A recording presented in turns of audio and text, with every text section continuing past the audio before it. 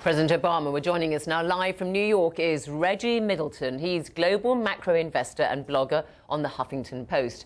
Reggie, so Barack Obama said quite clearly that his bill is not ideological.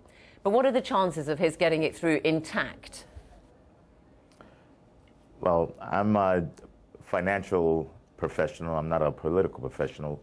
But from a layman's perspective, I would doubt that the bill would get through intact. The key is that that the general concepts and precepts of the bill get through relatively unscathed.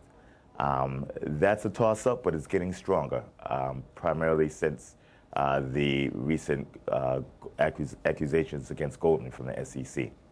All right, and Reggie, the one clear message that Obama gave today was it is absolutely vital to prevent the collapse of a major financial institution like AIG or Lehman's. I mean, that is something which is of vital importance to voters and everybody on Wall Street too.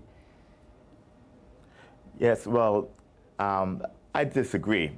It's absolutely vital that the collapse of a major financial institution doesn't harm the economy or the financial system as a whole. Financial institutions and banks have been failing for roughly 10,000 years now. There's nothing that will prevent them from failing for the next 10,000 years. The difference is that they're using so much leverage and so many opaque instruments, and they're so interconnected that their failure now threatens the entire ecosystem, financial ecosystem. That it's vital that we prevent that from occurring in the future. And did President Obama acknowledge that in any way in his speech, which went on obviously for quite a few minutes? Well, actually, what he's proposing, suggests just that.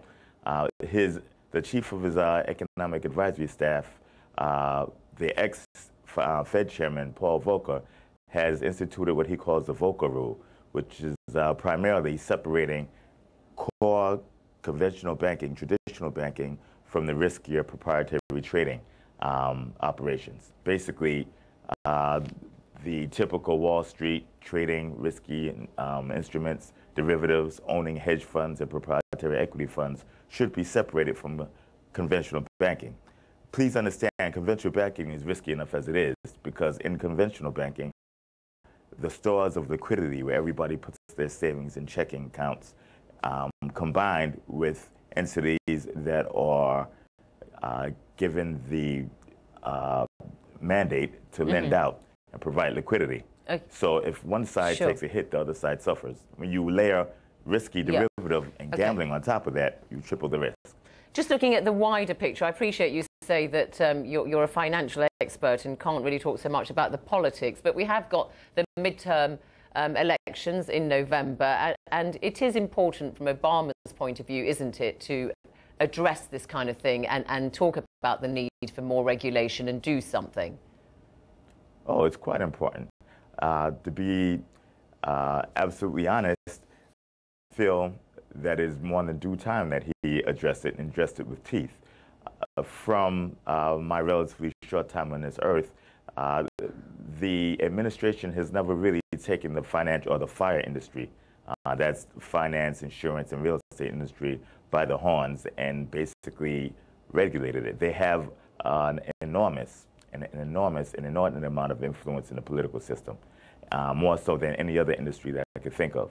And despite the fact that many of them are responsible for what we went through over the last 2 or 3 years in terms of economic malaise, they still have significant influence over the system. The fact that Obama is now making some significant inroads to curtailing that is plausible, is commendable. All right, Reggie Middleton, thanks very much indeed. You're very welcome.